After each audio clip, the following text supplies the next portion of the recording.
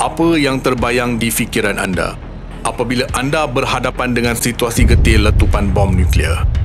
Apa yang akan terjadi jika bom nuklear diletupkan? Apa akan berlaku jika perang nuklear tercetus? Bolehkah kita hidup dalam suasana radiasi tinggi? Kekal hingga akhir video ini kerana anda akan didedahkan dengan hidupan kalis radiasi yang mampu mengubah masa depan bumi. Sebelum tu, jangan lupa subscribe Astrolab dan on loceng notifikasi anda. Assalamualaikum dan salam angkasa dari Astrolab. Sekilas fakta. Senjata nuklear adalah senjata paling merosakkan, tidak berperi kemanusiaan pernah dicipta. Skala kemusnahannya bersifat meluas dan guguran radioaktif yang berterusan merebak dan merosakkan tubuh secara genetik tidak seperti senjata lain. Satu bom nuklear yang diletupkan di bandar besar boleh membunuh berjuta-juta orang. Penggunaan puluhan atau ratusan bom nuklear akan mengganggu iklim global, menyebabkan kebuluran yang meluas. Kemusnahan nuklear boleh berpunca dari peperangan, akan tetapi ia juga boleh berpunca daripada kemalangan tapak nuklear. Kita tahu apa yang terjadi di Ukraine kini. Namun, tahukah anda apa yang berlaku di negara tersebut pada tahun 1986? Kemalangan nuklear berskala besar berlaku berdekatan bandar Pripyat. Dari sebuah bandar berteknologi tinggi dan berdaya saing kepada sebuah bandar berhantu. Tempoh masa pemulihan dianggarkan sekitar 20,000 tahun. Manusia terdedah kepada kanser tiroid, manakala pokok berubah menjadi coklat jingga. Tiada hidupan dapat hidup di sana ketika itu. Namun, selepas 5 tahun, penyelidik mula menemui tanda-tanda hidupan unik. Ia hidup di kawasan radioaktif dan memakan radiasi, sekaligus memberi sinar harapan kepada kita dalam memulihkan bumi dari ancaman nuklear. Pada 25 dan 26 April 1986, kemalangan nuklear terburuk dalam sejarah berlaku di kawasan yang kini dikenali sebagai utara Ukraine apabila reaktor di loji kuasa nuklear meletup dan terbakar. Insiden itu merupakan detik penting dalam kedua-dua perang dingin dan sejarah kuasa nuklear. Lebih daripada 30 tahun kemudian, saintis menganggarkan zon di sekitar bekas loji itu tidak akan dapat didiami sehingga 20,000 tahun.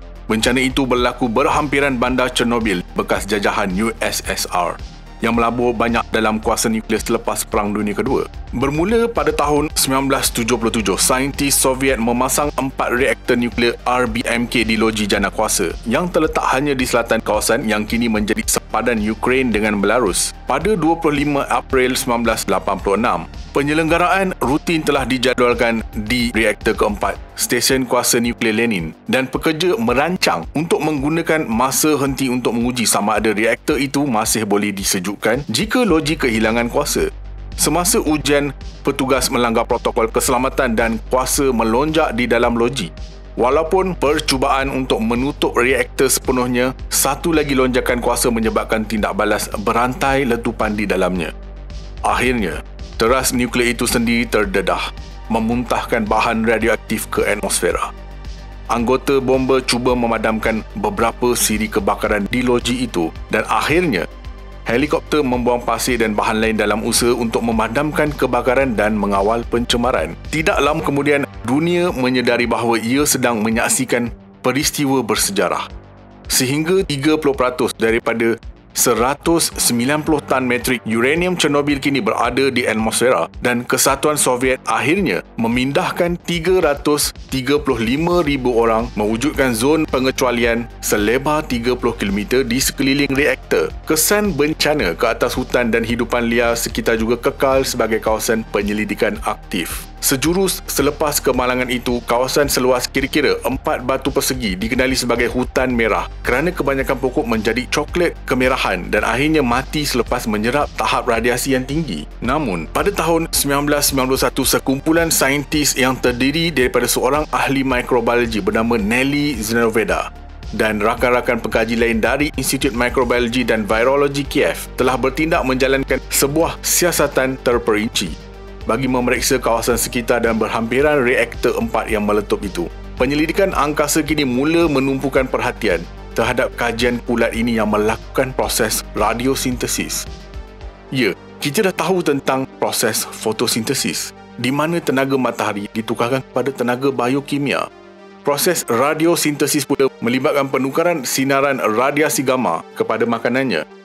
Penemuan saintifik bersejarah ini diibaratkan sebagai satu penemuan yang membuka pintu baru kepada keupayaan kulat.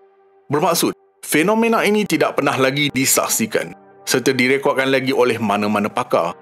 Sejak penemuan tersebut, saintis menggelar kebolehan luar biasa ini yang dimiliki oleh kulat ini sebagai radiotropisma. Radiotropisma telah didefinisikan sebagai kebolehan sesuatu mikroorganisma itu untuk tumbuh atau hidup yang membawa lebih dekat kepada atau ke arah punca radiasi. Berdasarkan pemerhatian saintis, kepekatan warna hitam pada kulat itu turut didapati berbeza-beza dan dipengaruhi oleh tempat atau kawasan ia dijumpai. Ini kerana kulat yang ditemui berhampiran dengan punca radiasi, yakni reaktor nuklear, lebih hitam atau gelap warnanya berbanding kulat yang ditemui jauh dari punca radiasi. Lebih hitam warna kulat tersebut, lebih banyak kandungan melanin. Terma melanin itu berasal dari perkataan bahasa Greek iaitu melanos yang bermaksud dan merujuk kepada warna hitam. Melanin ini juga mempunyai sifat menyerap apa-apa sahaja dari persekitaran. Seperti yang telah dinyatakan tadi, manusia dan haiwan turut mempunyai kandungan melanin pada bahagian kulit dan rambut, memberikannya warna hitam atau coklat. Melanin ini merupakan sejenis pigmen serba boleh. Ia berfungsi dalam pelbagai perkara, seperti memberi perlindungan kepada sinar ultraungu. Dan yang paling penting, pigmen melanin membantu meminimalkan risiko terhadap kanser kulit. Ia turut berperanan dalam sistem imunisasi manusia. Sekiranya saintis dapat mengenal pasti kompaun spesifik yang dihasilkan kulat dalam persekitaran radiasi, menjadikan ia ubatan, secara teorinya sudah tentu terdapat potensi besar ubatan tersebut dapat digunakan sebagai pelindung radiasi, terutamanya untuk kegunaan pesakit radioterapi, pekerja loji tenaga nuklear, malah angkasawan yang saban hari terdedah kepada dos radiasi berbahaya di angkasa juga. Kira-kira 200 spesies dan 98 genera fungi yang mampu hidup dalam kawasan tahap radiasi tinggi ini. Fungi ini menjadikan bahan-bahan radioaktif di Chernobyl sebagai makanan. Kagum dengan penemuan ini, kumpulan ini memerlukan kajian lanjut mengenai organisma ini dan memberikannya nama black fungi. 3 spesies fungi ini yang dikenali sebagai Cladosporium, Sphaerospermum, Cryptococcus neoformans dan Wandjella dermatitidis. Pihak NASA juga berharap penemuan ini boleh dimanfaatkan dalam usaha eksplorasi angkasa lepas. Pada tahun 2016, SpaceX dan NASA telah menghantar satu pakej ke stesen angkasa antarabangsa ISS yang mengandungi beberapa jenis kulat dari Chernobyl. Penghantaran ini membolehkan lebih daripada 250 ujian yang berbeza dijalankan oleh kru angkasawan. Penyelidik berharap untuk meniru tindak balas ini di ruang angkasa, di mana mereka merancang untuk mendedahkan kulat kepada tekanan microgravity dan membandingkannya dengan jenis kulat yang serupa dari bumi.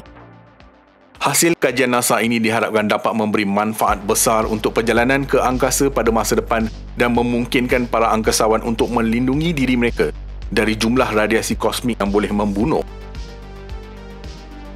Nyatakan komen anda, jangan lupa like, share dan subscribe. Astrolab signing off from space.